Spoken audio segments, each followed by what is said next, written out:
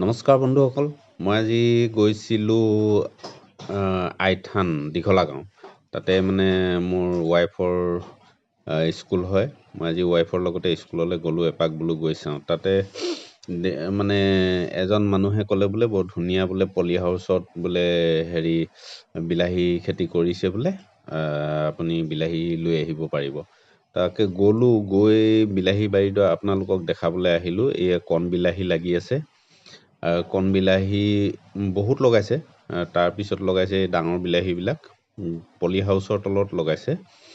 আৰু বিলাহীবিলাক গছতে পকি আছে, কোনো মেডিচিন দি পকোৱা নাই আৰু কোনো ধৰি লওক ৰাসায়নিক সাৰ প্ৰয়োগ কৰা নাই। দেখিছে নাই, ইমান সুন্দৰ সুন্দৰকৈ গছতে বিলাহীবোৰ পকি আছে।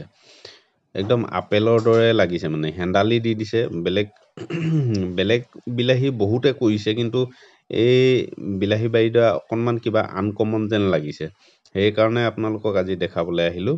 বিলাহীবোৰ ইমান থপাথপকৈ লাগি আছে আৰু গছতে চব বিলাহী পকিছে। আপোনালোকে ভাবি চাওকচোন, গছত পকা বিলাহীবিলাক খাবলৈ কিমান সুন্দৰ হ'ব, কিমান মানে ভাল লাগিব খাই। বিশেষকৈ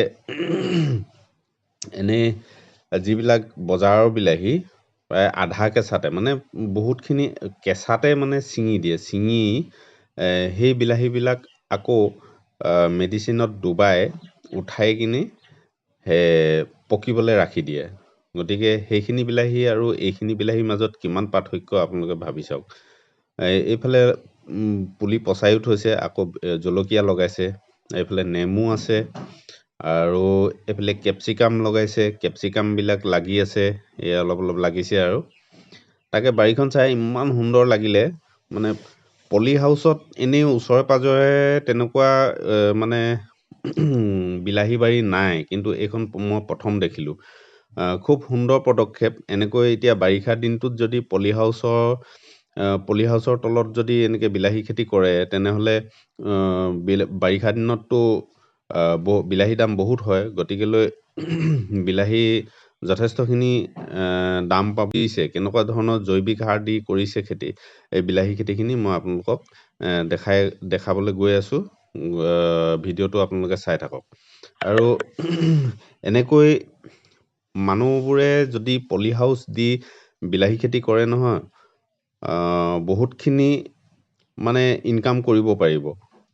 পইচা খৰচা হ'ব, সেইটো কোনো ডাঙৰ কথা নহয়। এবাৰ এটা পলি হাউচ যদি বনাই লয়, বহুত বাৰলৈকে বিলাহী খেতি কৰি থাকিব পাৰিব। গতিকে এইখিনি আপোনালোকে দেখিছে, এইখিনি পচন সাৰ। গেলা পচা কলৰ বাকলি বা গেলা কল, বজাৰৰ গেলা পচা শাক পাচলি দি এইখিনি নিজে প্ৰস্তুত কৰিছে পচন সাৰ।